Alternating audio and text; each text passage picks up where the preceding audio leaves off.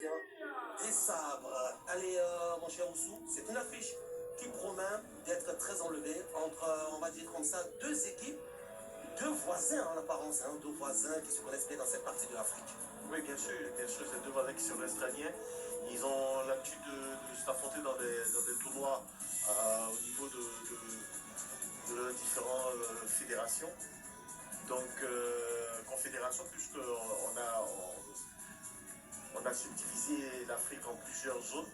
Donc, ils ont l'habitude de s'affronter dans différentes zones. Et je pense que c'est deux équipes qui sont opposées qui ont deux styles différents. En fait, on a une équipe congolaise beaucoup plus joueuse. Et en face, on a une équipe zambienne qui est beaucoup plus dans l'impact physique, qui est beaucoup plus dans la combativité. Donc, il faut s'attendre à un très bon match. Un très bon match bien engagé, avec la volonté tout de suite de s'imposer, tout de suite la volonté d'aller gagner.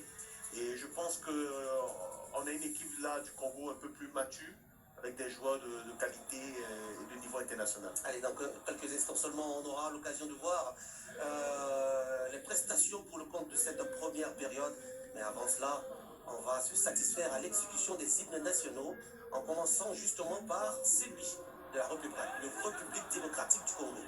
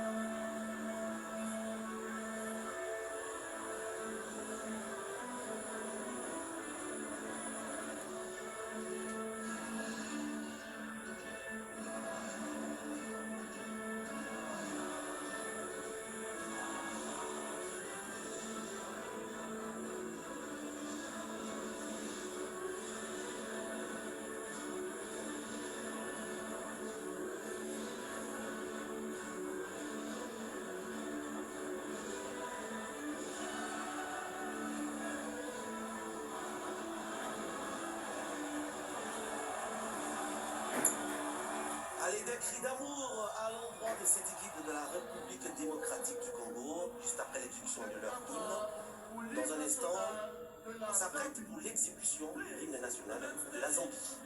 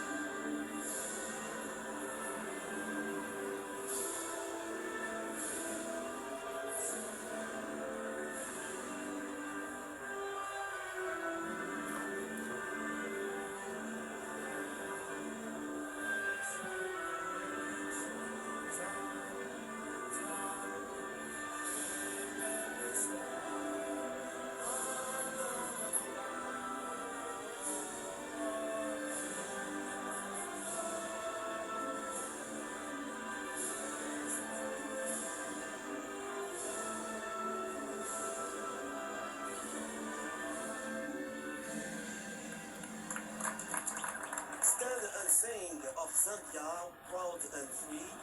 Bien voilà, debout et chanter la Zambie, fière et libre, fière de travail et de joie dans l'unité.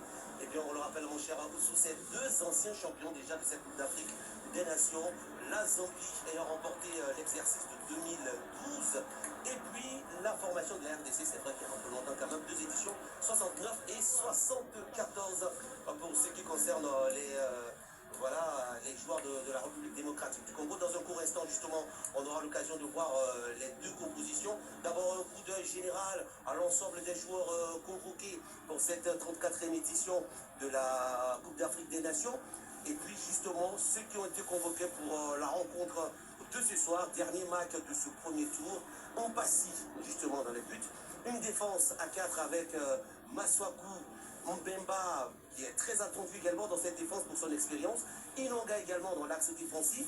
Et puis, dans le couloir droit, on aura Kadoudou, qui va apporter aussi sa vitesse à percussion. Au milieu de terrain, avec Boutoussami, Bongonda sera voilà, juste dans cette ligne importante avec Piquel, sans oublier justement Kakuta, Gaël Kakuta, qui est un joueur dont on aura également l'occasion d'évoquer l'actualité et aussi le passé. Cédric Bakambu sera le fer de lance de cette formation, mon cher Rousseau. Oui, bien sûr, je pense que quand on regarde cette équipe congolaise, je pense que la grosse Amada a été alignée. Hein. On a des joueurs d'expérience, des joueurs qui jouent dans de très bons clubs en Europe. Et c'est beaucoup d'efficacité quand on voit déjà la ligne de 4 derrière Bakambu. C'est beaucoup d'efficacité avec le joueur de Brentford, Issa, avec Lukaku qui est un jeune joueur qui était promu à une grande carrière, qui joue aujourd'hui à Amiens, qui est très performant aussi. Ouais, vous parlez de Gaël Kakuta. Et puis on regarde, hein, avant de vous laisser poursuivre, on va dire, le contingent zambien qui a été choisi pour défendre les couleurs ici en Côte d'Ivoire. Moulenga Kaboué sera le latéral gauche chargé d'apporter la percussion. Moussanda sera aux côtés dans l'axe de cette défense avec Stopila Sonzu, dont on évoquera également l'actualité. Mouapé sera dans le couloir droit. Le milieu sera l'affaire de Kapungu. Et puis également Sakala sera dans cette équipe, Banda également, sans oublier Kangwa. Et puis Moussanda aussi va apporter ce qu'il sait faire du mieux pour alimenter Daka, chargé de faire la différence face au portier adverse qui n'est autre que Mpassi Nzao. Et puis justement de cette formation de la République démocratique du Congo. Les deux équipes ont affiché clairement leur disposition tactique. Et là, celui-là même qui va officier la rencontre est un visage bien connu des Ivoiriens, Babla Tessema Waïssa. C'est cet arbitre éthiopien, c'est lui qui aura la lourde charge de diriger le dernier match de la première journée de cette 34e édition de la Coupe d'Afrique des Nations qui se tient en Côte d'Ivoire. Et précisément pour cette rencontre, dans ce magnifique stade Laurent Gbagbo, qui est une figure non seulement emblématique du football africain, mais aussi qui a fait ses preuves en Europe, notamment au club de Rennes. On aura l'occasion de revisiter tout ça, d'en parler, de donner le maximum d'informations. Et justement, c'est parti pour les 45 premières minutes. L'équipe zambienne dans des couleurs très proches du jaune et noir, même si on sait que c'est l'orange qui est représenté par le haut. Et puis, le Congo, la RDC, tout de bleu vêtu, avec voilà, de la couleur rouge qui apparaît un peu au niveau de l'épaule. Et puis on l'a dit, c'est deux anciens champions, deux titres déjà de gagner, même s'il y a longtemps, pour l'équipe de la RDC. Et puis bon voilà, en 2012, un titre de champion d'Afrique glané par la Zambie. On s'attend peut-être à un match très ouvert, selon vous, ou fermé. Je pense que attention, on va suivre cette chevauchée, cette première percée, cette première percussion côté zambien. Mais voilà,